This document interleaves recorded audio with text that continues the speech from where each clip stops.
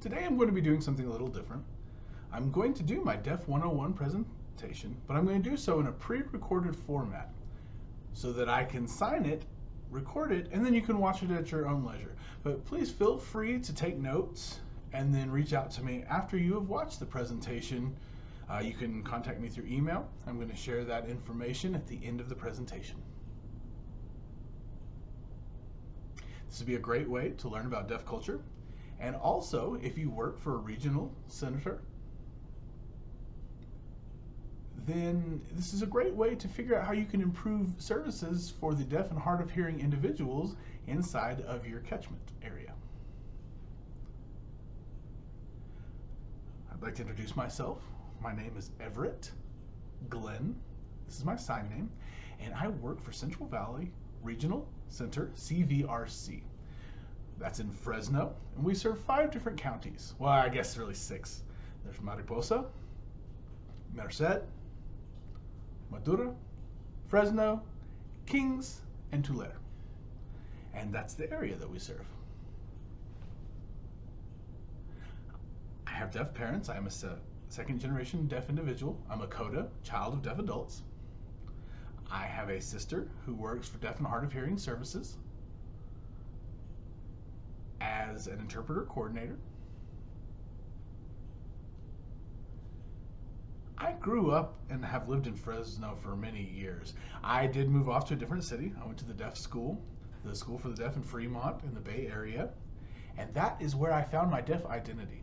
Yes, I did have deaf parents, but going to the deaf school is really where I established my deaf identity. And one example of that school that really solidified my identity is that everyone is required to sign at all times. They have signs posted saying that if you're on campus, you have to sign.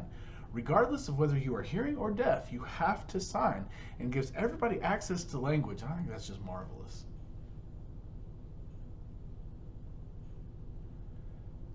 So, like I said, I grew up in Fresno. I attended Norseman Elementary School. If you're familiar with the Fresno area, that's where I went. They have been serving deaf and hard of hearing children for many, many years. And they served, pardon me, from infants to 6th grade. And so I entered in kindergarten and then shortly after left for the deaf residential school.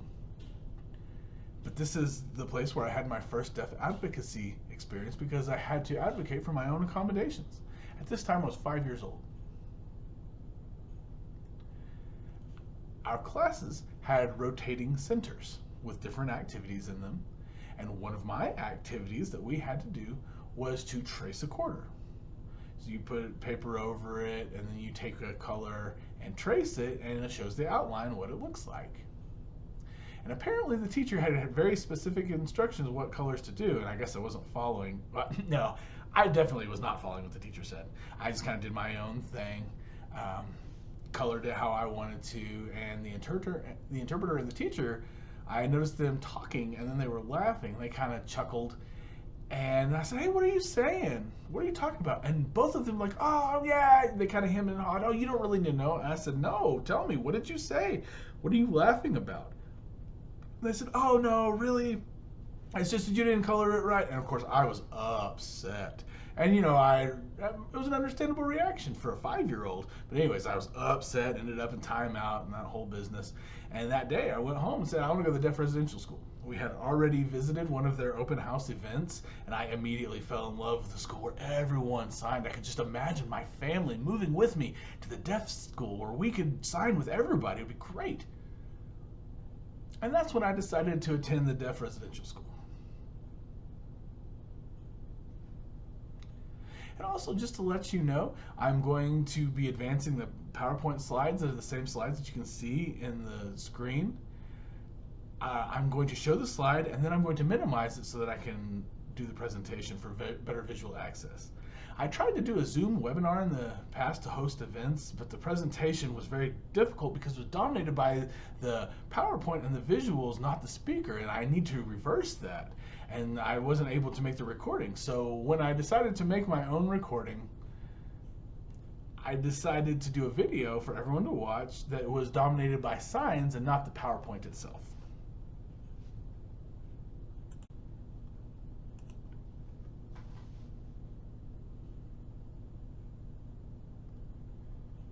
a look at this picture in the corner here, and I'll give you a moment to do so.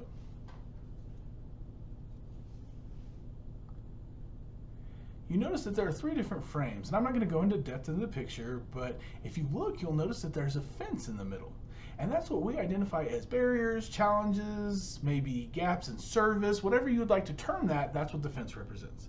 There are some people who have access to services and they access it very easily, and they might benefit more than the people that the services are designated for. Those people have to work more to access the services for their needs.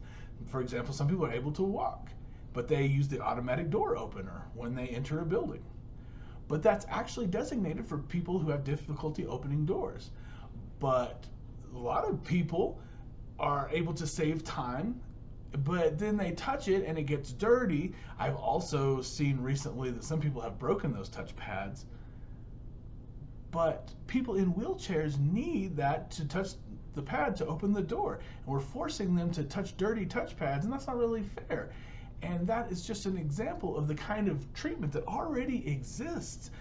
This is a device for a designated demographic, but other people use it for increased access. And the bottom line, I just want to make sure that we are considering an equitable approach, how these barriers and gaps are removed so that everybody can access service without working twice as hard to get those services. We can all have the same things available to us. And now I'm kind of off in my thoughts thinking about an equitable approach, because that can be kind of difficult just because of the happenstances. But there are many different ways that this could look. For example, if you go into a lobby and they have captions ready, and it doesn't matter if the person is deaf or hard of hearing, maybe they're from another country, they recently moved here, maybe they have a hard time understanding our accent, but the captions are there and they're able to sit and they have the same access as everybody else. And that is an equitable approach, and that is the goal for our advocacy. So as we go to introspect and look into how we are going to take an approach in our work to be equitable, that's something that's good to consider.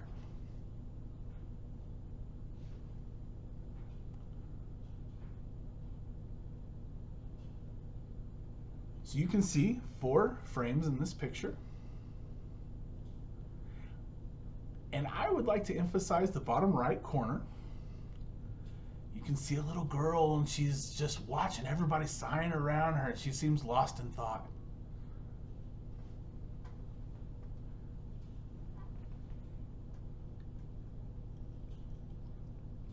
This is very common with children, either children who do not have access to sign language and they see people signing, they fall in love with it, or people who have grown up immersed in the community and they're just taking in their culture. You know, when those of us who are raised in the community, we feel like we're not missing anything because we have been immersed in a deep community. We feel at home there. And so you can approach this either way.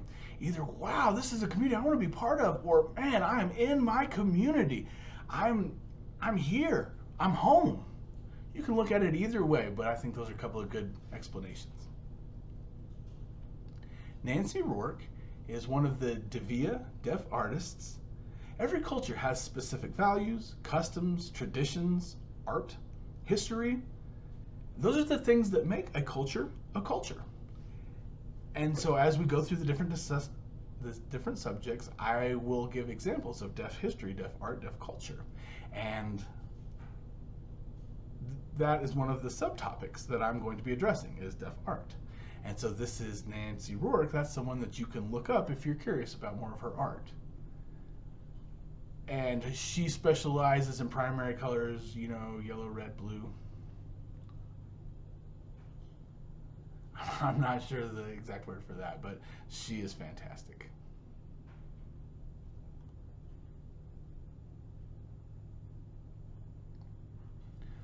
Okay, I'd like to talk about terms to use when describing a deaf person. Things that you could use. You could use the word deaf.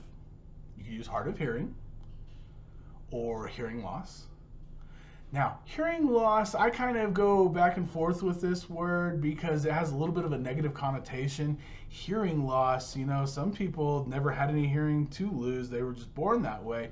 Or some people have lost their hearing over time.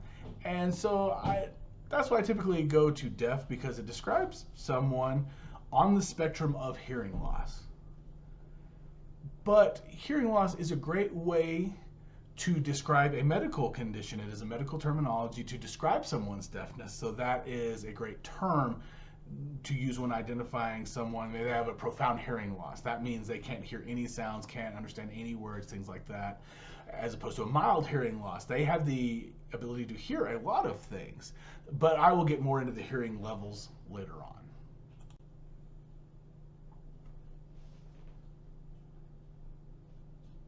So these are terms not to use.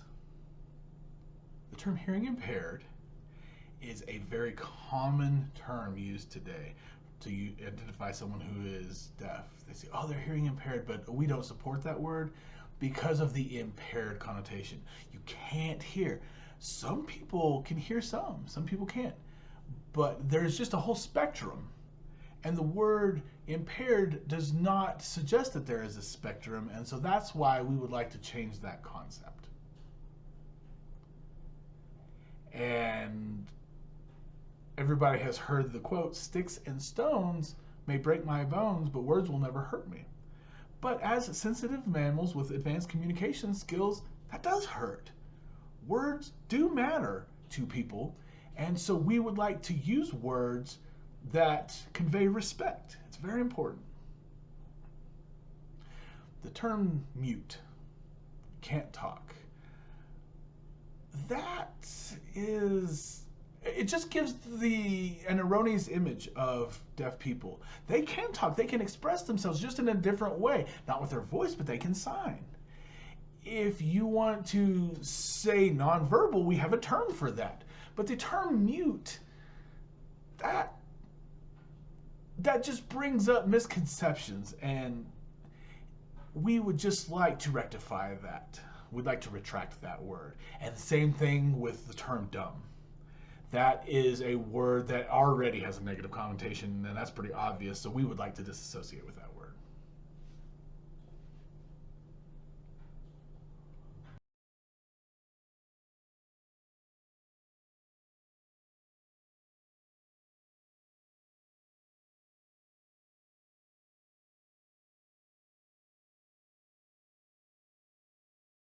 There are many deaf people around the world who use sign language daily. We believe that we are not disabled and that being deaf is not something to be upset or worried about. We believe that we are perfectly normal and have our own culture. But when hearing parents suddenly find themselves with a deaf baby, understandably they are quite surprised, even shocked. Those parents are not sure what to do with their deaf child. The birth and the revelation of a deaf baby is a confusing and overwhelming time for them.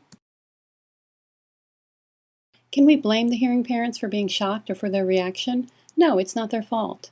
Then whose fault is it? We can say it's probably the hospitals and the people who work in early intervention, to name a few.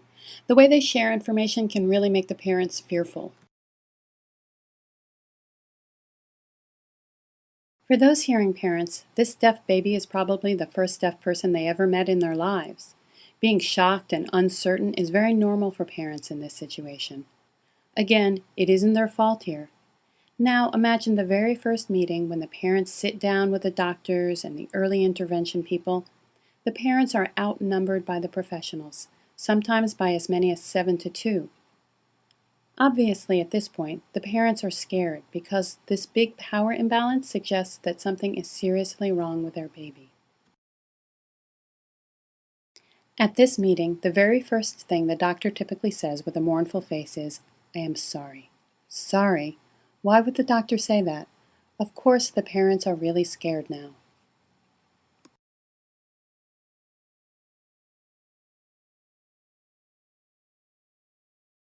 Many terms doctors use have a huge negative impact on the parents. Everything is presented as negative.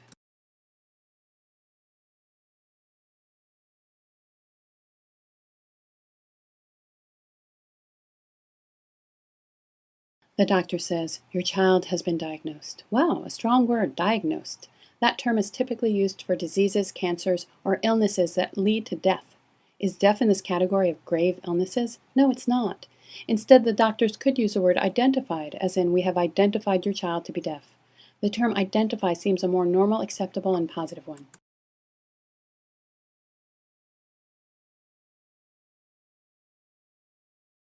Then the doctor says, your child has a hearing loss. So it seems that the child lost his hearing. The child probably never had any hearing to begin with. Instead, doctors could use terms such as hearing level or hearing status.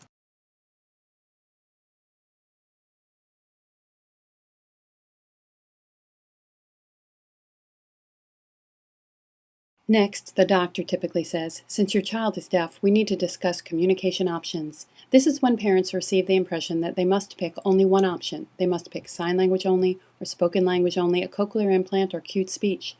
The strong implication being that they must pick one of these options. Of course, the parents are now under intense pressure to make a decision right now. Pick one. Instead, doctors could say there are communication opportunities. The child can learn to sign and also get a cochlear implant and learn how to speak. The doctor can assure parents that both of these opportunities are important. Emphasizing that the parents must select one quote-unquote option only serves to make the parents anxious. Now here's another term that ought to be changed. In hospitals, the term early intervention is used. This is recommended to the parents. Early intervention is a term used commonly all over America. However, the word intervention suggests that the doctors are stepping in the midst of a huge problem to help the parents solve this terribly disruptive situation. This makes parents feel helpless, that they have nothing to offer, and leads to them doubting themselves as good parents. A better term is involvement. They should put more emphasis on saying things like, we're here to support you and provide you with information. However, the decision is still yours. This approach would be less invasive.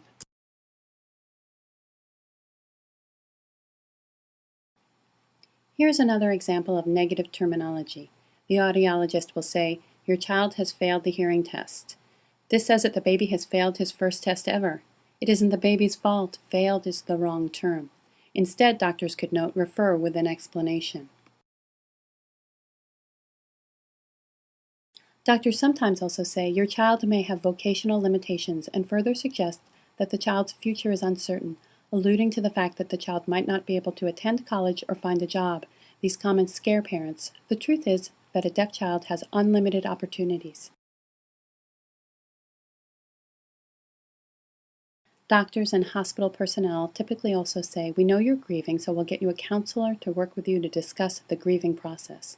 This drives home the strong assumption that the parents are beset with a very serious situation, so serious that they are routinely told they need counseling. Why don't doctors use the term journey? They can say having a deaf child is a journey in life, and you'll learn a lot of new things on this journey, thereby helping the parents view the experiences they will have with a deaf child in a positive light.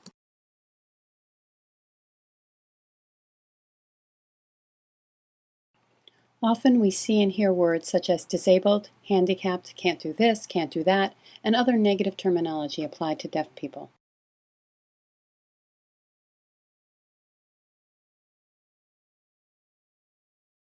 For example, parents are almost always told your child needs technology to function, specifically the kind that fixes the ear. That kind of thinking is limited, focused only on the hearing mechanism. Instead, doctors should say there are visual and audio technologies. This is a good thing. Parents should be informed that there are visual technologies, such as doorbell lights so the child will know if someone's at the door, and telephone lights as well.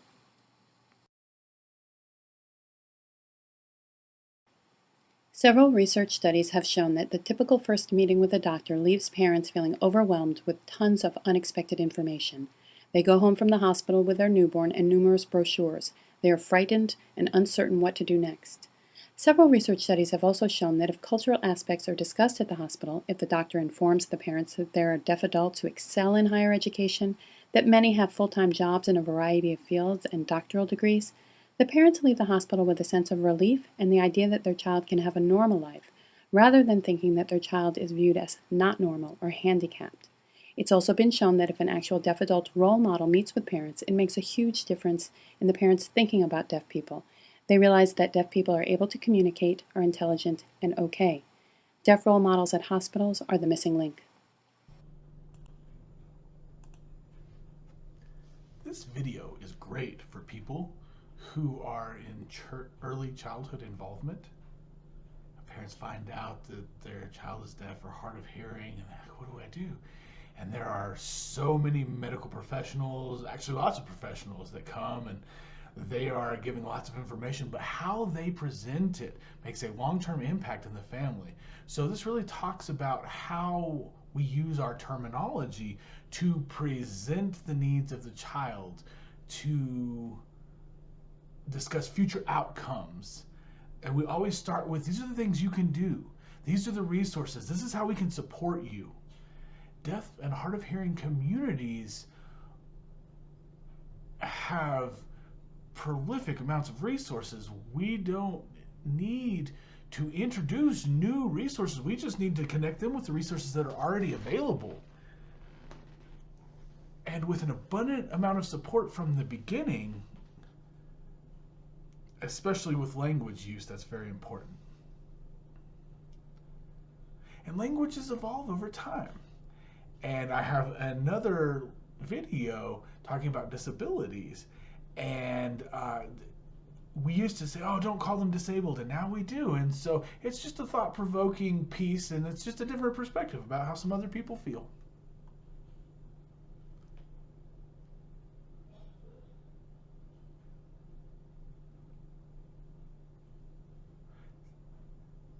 Sign language has been documented in history, and it dates back to the 1620s.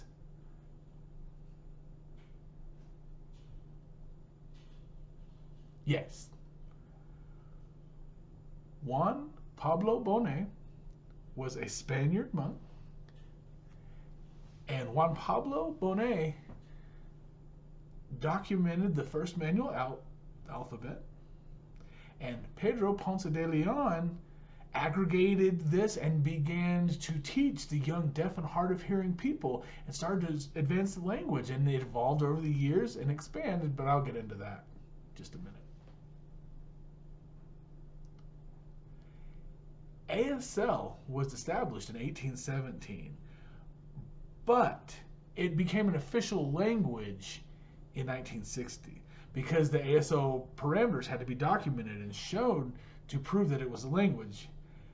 William Stucco was very instrumental. He was a linguist, and his assistant, Dorothy Casterlin, and his other assistant, Carl Kornberg, worked with him to develop and document and aggregate all of this data and research to prove that ASL is actually a language.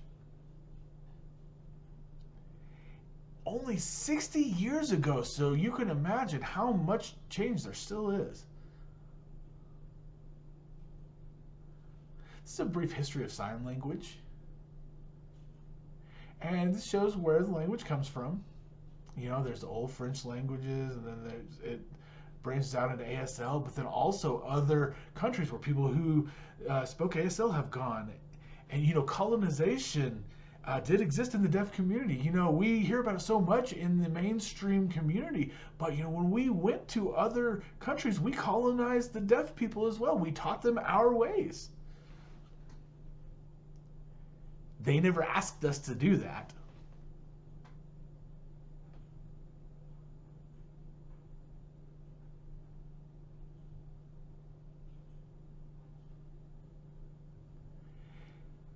This talks about some of the different language and communication methods in ASL. It is a fully developed language with its own grammar, its own structure in place. The ASL parameters, there are 5 different sets of rules. So the first is hand shapes. Palm orientation is the second one. The movement, the location, and the expression of non-manual markers. You know, at the residential deaf school, they have young children in the ECS that are just now learning the basic parameters. They're just learning the grammar. And so we start, this is your hand placement, because those are common places. This is where you say mom, this is where you say dad, this is how you say sad. These are all up here. And then, so we establish the areas and we get them practicing moving their body. And then next we add in words. So there are different ways to teach languages.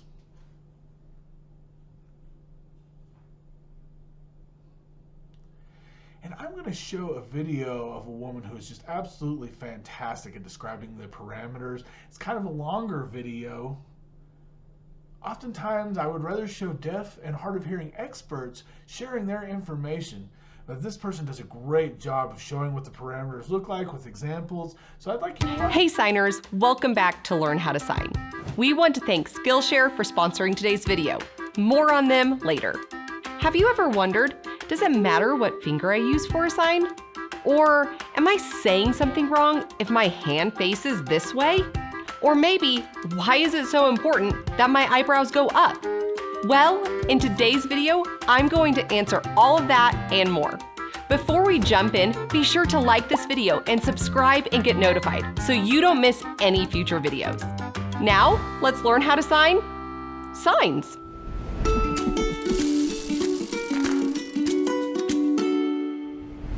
When you are first learning a sign, it's important to note what are called the 5 parameters of sign. These include hand shape, palm orientation, location, movement, and non-manual signals. Each of these are essential to correctly produce an ASL sign. Now let's look at each one of these parameters in depth. Hand shape is just that. It's literally the shape of your hand. In previous videos, you might have heard me say, the one hand, or the B hand shape, or put your feeler finger out. These are just a few of the hand shapes that would be used in ASL signs. Let's take the sign stand. Stand is using 2 different hand shapes. Your non-dominant hand is what we'd consider a B hand shape. It can be like this or like this. And then the dominant hand is an upside down V. Putting it together to make to stand. Now, let's look at palm orientation. Palm orientation is the direction that your palm is facing. It could be facing out, in, down, up, left, or right. So let's look back at the sign stand. We have that B hand shape of our non-dominant hand, and the palm orientation is facing up. Our non-dominant hand for the upside down V would be considered facing in towards your body because the palm is facing in towards you. Now, what does it mean for location? Well, location is where your hands are in proximity to your body. They might be anchored onto your body, maybe on your chest or on your head, or they can be out in a neutral space as well. So back to the sign to stand. In the neutral space is where it's being signed, right in front of your body. Next, we have movement. Movement can come in a variety of forms. For example, we could have enjoy, which is making a circular motion. Or we could have jump, where literally you're showing the movement of jumping. Then you could also have the sign walk, like these are your feet walking. Or grandpa, where it bounces out. So let's look at the sign stand for movement. Our non-dominant hand isn't making any movement at all, but our dominant hand doing the standing is. It is moving up to a standing position. It's really important when you're learning these signs to really look at the movement of each sign. There are a variety of books that teach signs in print form. Those can be very difficult to understand because sometimes it's hard to see the movement in print form.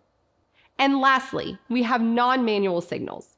Non-manual signals include your facial expression and your body language. So this can be from eyebrows up to eyebrows down, to looking scared or surprised, or mouth movements which are called mouth morphemes, such as psh for the sign finish or ch for the sign large. Now going back to our sign to stand. I'm not making any facial expression at all because there's none required. There are several signs that are like this that do not require facial expression or body movement with it. So now that we've learned all the 5 parameters of sign, let's look at one sign and break it down into all the 5 parameters. Let's look at the sign sad. First, let's look at the hand shape. What are the hand shapes of the sign SAD? 5s. Now, with the sign SAD, what is the palm orientation of our hands? They're facing in towards our body. Now, let's look at the location for the sign SAD. It's not on the body, but in more of a neutral space, going from your forehead down to your chest. And for the movement, it is moving down. Now, you may have noticed something is happening with my facial expression. You're actually showing the facial expression for SAD. Now, what if you're wanting to show a deeper intensity of the sign SAD? Well, you would change the facial expression or the non-manual signals. So, for instance, SAD versus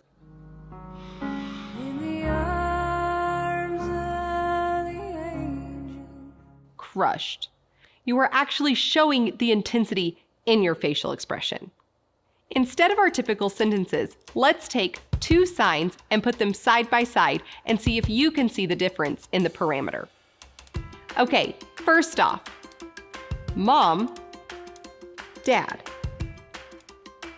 Mom, dad. If you said the difference was location, then you're correct. My, your. My, your.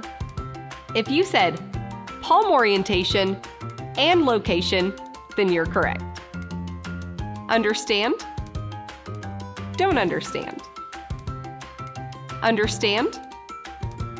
Don't understand. If you got non-manual signals, then you're correct. Enjoy, happy. Enjoy, happy. If you guessed movement, great job. Hungry, thirsty. Hungry, thirsty. If your guess was hand shape, congratulations. The next time you're learning a new sign, make sure that you are incorporating all 5 parameters correctly. In today's video, we've learned so many specifics about how to sign signs correctly. Now, if you're unable to do that, it's okay. Just try your best and you'll still be able to get your point across. I hope you enjoyed this breakdown to help you better understand signs. Don't forget to hit that like and subscribe button. Now go check out our past videos so you can practice these rules that you just learned. And again, a special thanks to Skillshare for sponsoring today's video. Be sure to go and check out our course by the link in the description below. And until next time, keep learning how to sign. I'd like to add a little part because that person is fantastic. They're an ASL professor for a university. I'm not sure which one, but they put out a ton of content about ASL, about grammar, a lot of examples. They're fantastic with videos, and so they're very enjoyable to watch. But one of the things they talked about was morphemes. This shape or this shape. You know, what do those things mean? Sometimes there's no words attached, but those movements do describe the context of a situation. And the context, is that the right word? Yeah, okay, context. Yes, so mouth morphemes. They can take a simple sign and describe it and turn it into a full sentence. So tip of the hat to interpreters because they have to work, and construct word for word based not only on the signs from the box, but the non-manuals, the morphemes, how we move, all of it.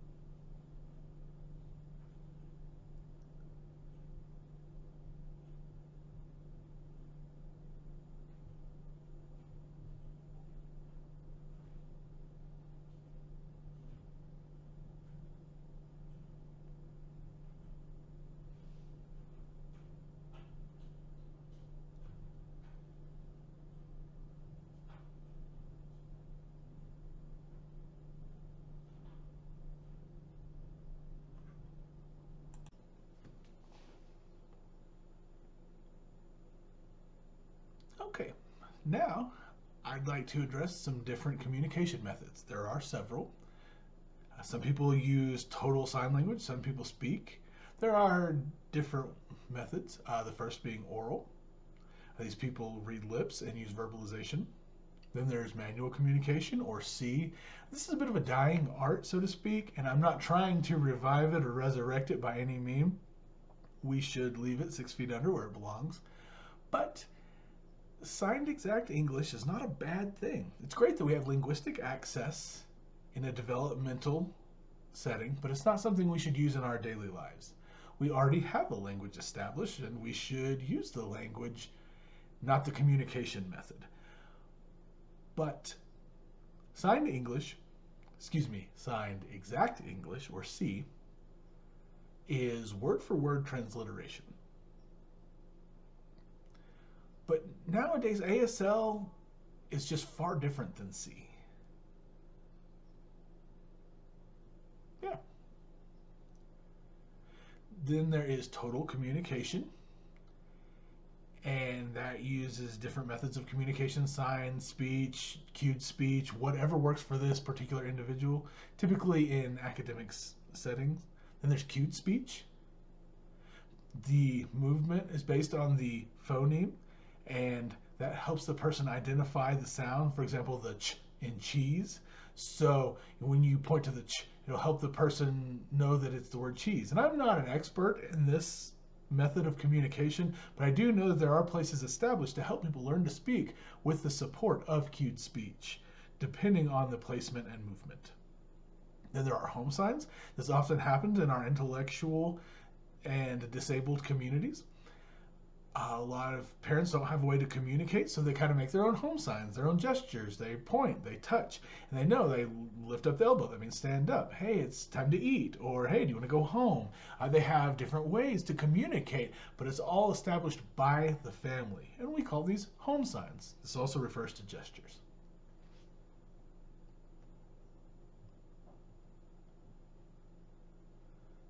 This is protactile. It's based on touch. This is newer, and this is for the deafblind community who use sign language primarily to communicate. And the touch gives them better access to the visual information. And this video is going to have some examples. So after we watch the video, then I'm going to give some thoughts on my perspective. Hello! Today we took a workshop with John Lee Clark, and he taught protactile ASL. And man, this guy is a champ. You are the champion of champions. I really enjoyed this workshop. Now I have a question for you. Do you have a vision for protactile ASL to be as widespread among the deaf-blind community in the future? Yes, I visualized widespread use by deaf-blind children. And a recent study shows that deaf-blind children are acquiring it very quickly and very naturally. I have a friend named Tara Edwards that has found some new information related with TASL, and so I'm really looking forward to the future of TASL. I'm going to end up being the OG signer, and maybe your baby will be an advanced TASL signer, and they'll be better than me. Maybe one day I'll be taking lessons from her. You know, I did not grow up with TASL, but your baby is going to grow up with that, and that's fantastic. So I look at protactile as a very natural environment. So it means we will feed essential information such as expression, language, environment. So instead of being isolated and relegated to one-on-one interactions, protactile makes for a very stimulating environment. It's very inspired, and I can't wait to see Clarissa pick it up. John, I just want to thank you for your time today. You've taught me so much. If there's a protactile workshop in your area with John Lee Clark teaching it, oh, please show up that workshop. It will greatly benefit you.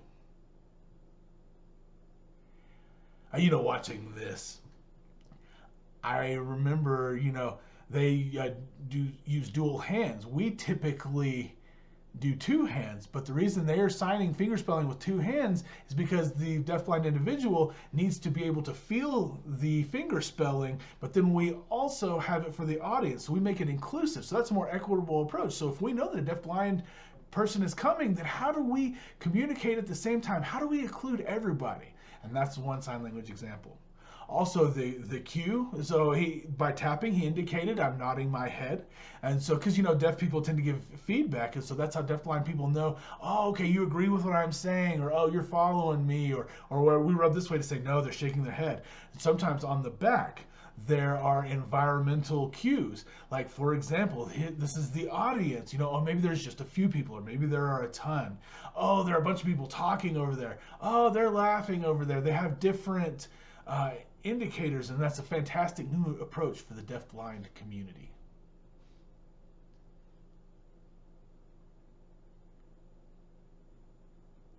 And this has been around for a while. This emerged during segregation, way before the 60s for sure. But during this time, segregated schools, they developed their own language. And they passed along with their families, their communities. This was the Black community. And then as segregation ended, BASL diminished, but it has not gone away. And there are still some people with family members who have kept it alive.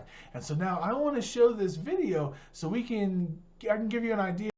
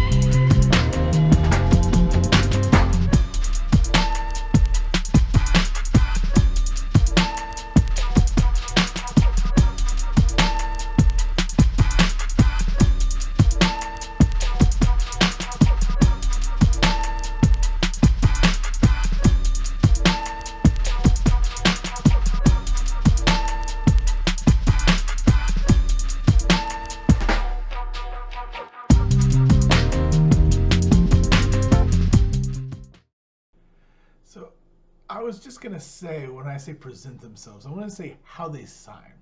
Some of the specific vocabulary that they use is different than ASL.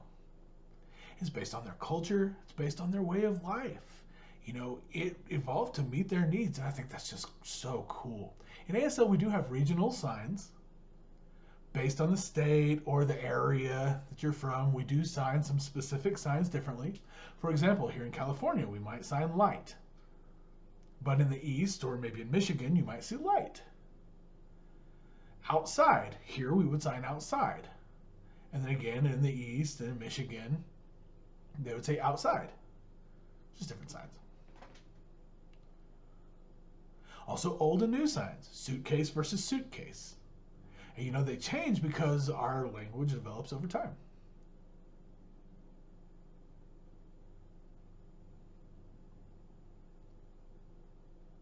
This is a famous artist. I saw this hung in the deaf school from the time I was a little boy, so I know it very well.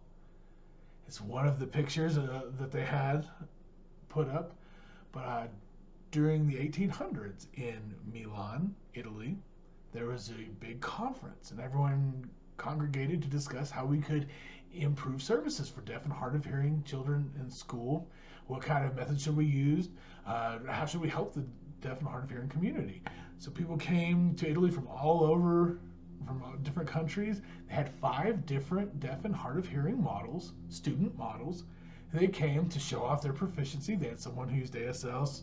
They had people who were oralists, but the person who was oral, People were shocked. They spoke like a normal person. And so everybody was of a consensus. This is definitely what we need to do. So we're going to change our school approach. It is so important because these kids need to have a successful future. And during that time, many countries didn't have anything. America already had a language in place. We already had families practicing things. We already had several things set in place already. Because the Milan conference happened, that changed a lot of it. Had a huge impact in deaf people and families of deaf people. It really was the beginning of a dark time. A lot of people got ingrained in. They're not supposed to sign. They're supposed to speak. They got behind in school. A lot of academic delays. Not enough resources for parents. They would meet different professionals that just really derailed the progress that we had made. And so sometimes you will hear the community complain about Alexander Graham Bell. Had a real back and forth with him and the deaf community. And it has a lot to do with what happened a long time ago during the 1800s in the Milan Conference, and that carried over, and it affected his work and his mission to eradicate the deaf community. For example, Alexander Graham Bell married a deaf woman, but his goal was to end inherited deafness, and he was an advocate of eugenics. And we could go a lot deeper in there, but there's a lot of dark things that went on with Alexander Graham Bell. And but just in the last few years, we have developed a much better relationship after ALEAK. It's a specific organization. I don't remember the acronym stands for. Assessment of Language something, but they identified deaf children, and they want to make sure that they're making sure to meet their milestones. And so they have really encouraged partnership with Alexander Graham Bell and the deaf community to assess children from infancy.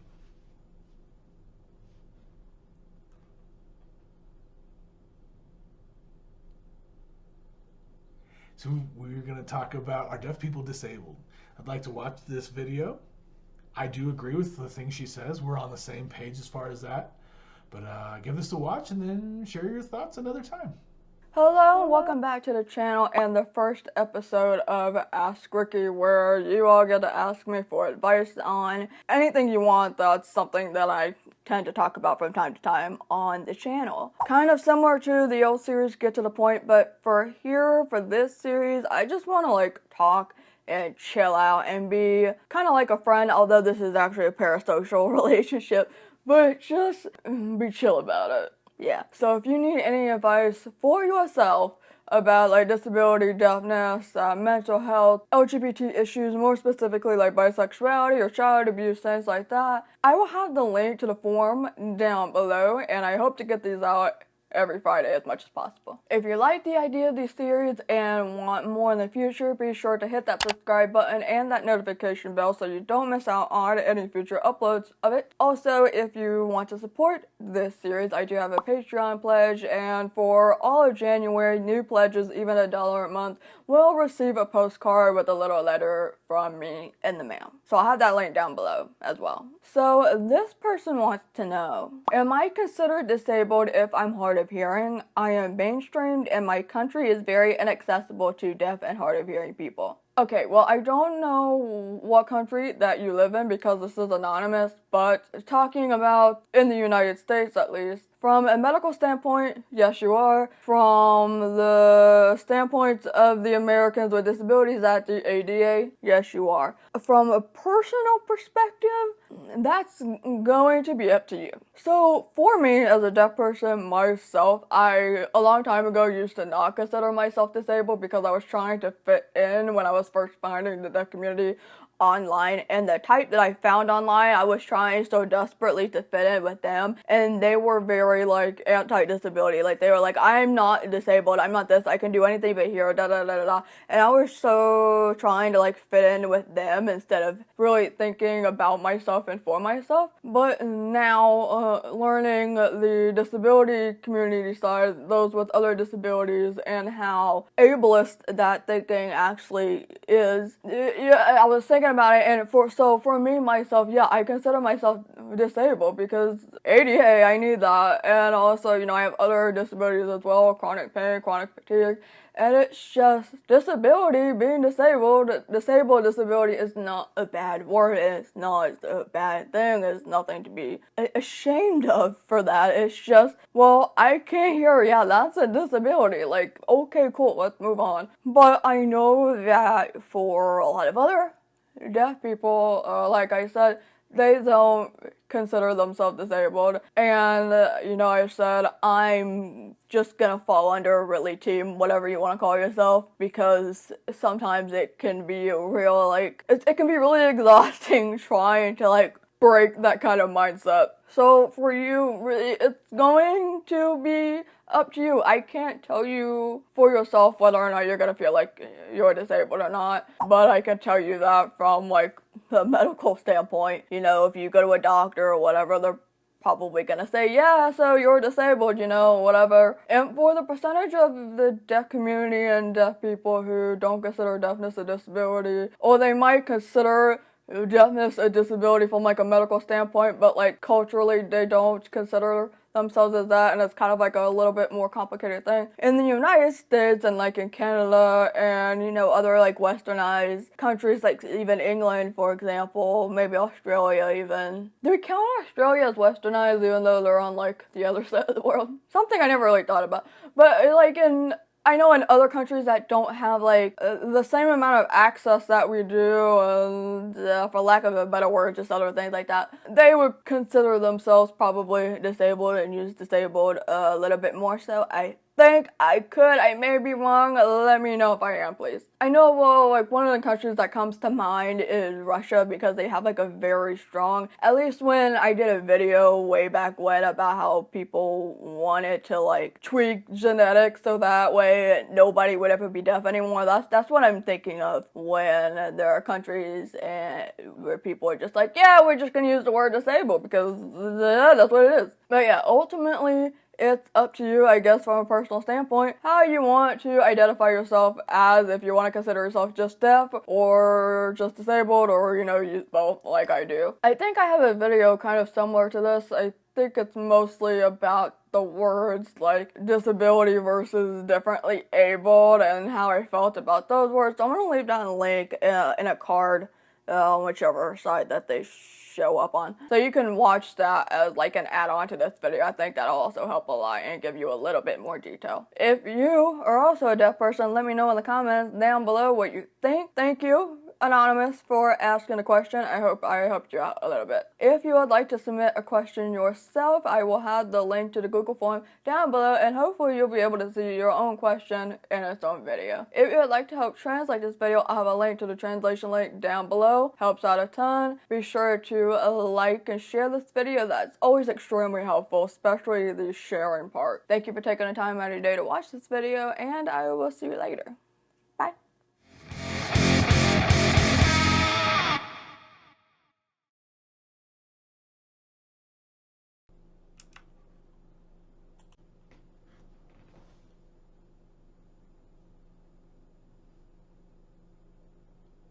Okay, now I would like to talk about the different hearing statuses. There's mild hearing loss, moderate hearing loss, moderate severe hearing loss, severe and profound. So I would like to show you this chart, and you'll be able to see the letters, and those are the sounds that the person can hear based on their hearing status. Once you pass moderate, severe, understand moderate and severe is only one word that you're able to hear. After that, you have to rely on assistive devices, hearing aid, cochlear implants, something like that to hear better than that. For example, I am profoundly deaf in one ear and a severe moderate in the other ear. So I cannot hear any words. If I take my hearing aids off, I'm completely deaf. If I wear my hearing aid, I have increased support, I can hear better, but you know, what is better? But I can hear things. sometimes people think, oh, can you speak? But I am totally unable to. So I have dogs. And those dogs know my voice. They know my language, my verbalization. So we can communicate no problem. But chatting with people, maybe 1 or 2 words. But, they start talking to me and I am lost. So it's just better to deal with an interpreter, to write or text back and forth. And I kind of read lips, but that's just where I am.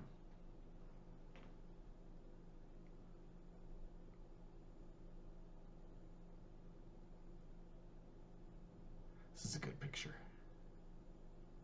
And this is very, very historical. History often documents things that have happened. Susan Dupor painted this girl who's sitting there. And what does that look like to you? What does that image invoke? It was pretty simple. She's laying there like a dog. All the faces are blurred because all the communication is over her head. She's just looking for direction, laying there subservient like a dog. And that's a common occurrence in the community, in communities where deaf children were put in predominantly hearing environments. They don't know what to do, and that's very much what this depicts. They end up looking like a dog. And that is just part of our reality currently. Well, historically, today things are better, but yeah, that's what has happened.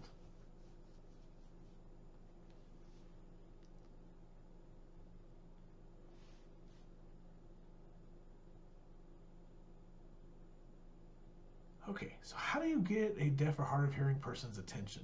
I have a list of different ways. Number 1, you can wave. If you are within that person's field of vision, if they're wearing glasses, that might be a little narrowed. But, usually you can wave in their periphery. You can tap them. There are different ways to tap to let somebody know I need their attention. Maybe there's a simple tap, but, if deaf people tap other deaf people, there is a brisk tap, hurry up. Hey, this is, not a hurry, but I need your attention. Just a friendly, hey, I'm here. This is, maybe I don't know you. And I would like to safely get your attention so you can look. But this is a much more familiar tap. This is someone I'm obviously very comfortable with, and they're getting my attention. Repeat yourself. If a person is able to read lips, sometimes they might ask you to repeat yourself. Maybe the first time they were overwhelmed. Maybe they just arrived and they were just taking in your face, just located your mouth, and it's like, okay, wait, what words? And so you got to give them time. Sometimes they might ask you to say things again. Flicking the lights. If a person's seated across from you or too far to be able to get their attention, flick their lights and they'll look up. Banging on the table. I know that sometimes hearing people are like, oh, that's so loud. But, if you bang on the table, then the vibrations will attract people's attention.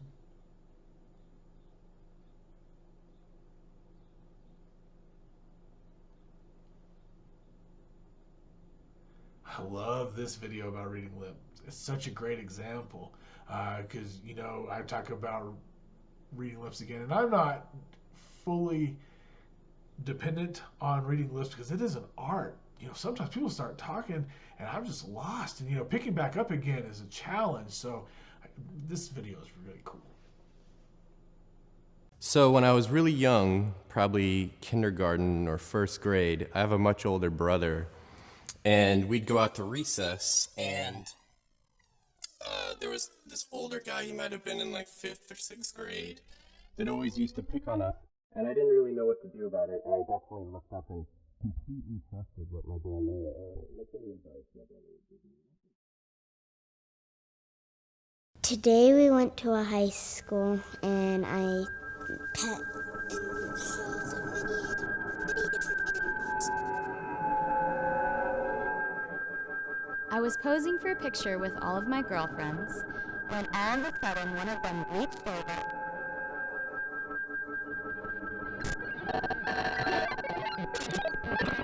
Can you read my lips? Can you read my lips? Can you read? Can you read my lips? Can you read her lips? My dog Clementine loves bread. She stole a loaf off the counter. Can you read his lips? I have 2 dogs, one boxer, she's 7.5, and one mixed breed who's 8. I am deaf, but my word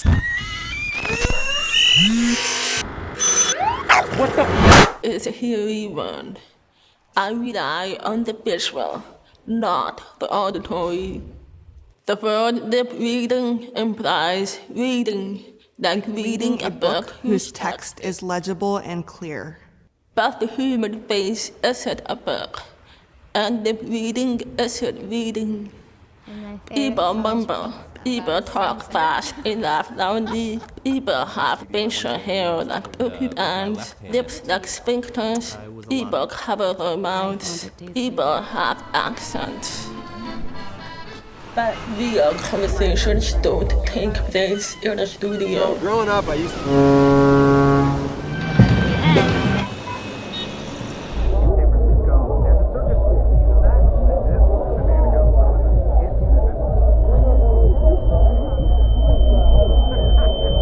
I'm putting together a puzzle without all the pieces.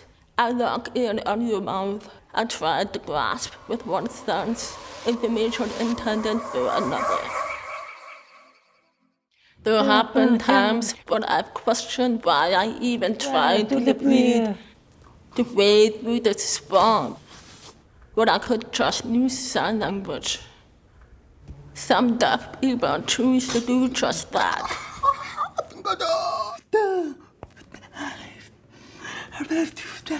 It's like a different world. A world filled with rich expression and culture. When people sound, they come alive.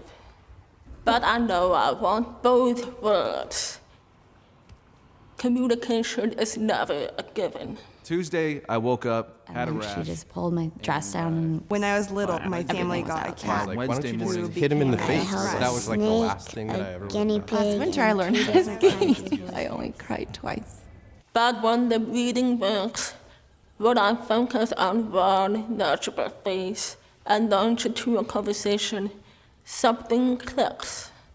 Right then, I feel something extraordinary. implies Human reading Connection.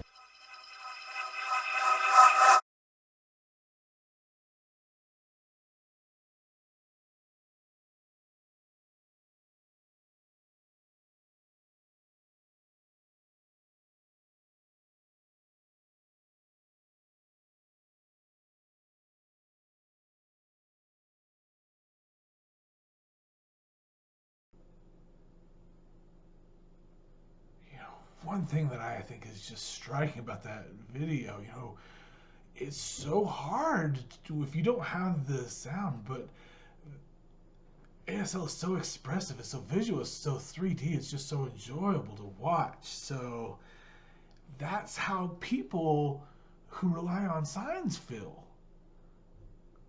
Because they don't want to get eyesore. It's a lot easier to process information with sign language, so that's just a great way to share a perspective, I feel.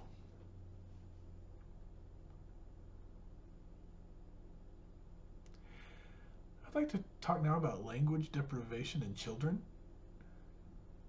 and early intervention or early involvement programs. And so this video is fantastic, and it talks about what language deprivation can look like and how it can impact a child. 2 case studies, and it's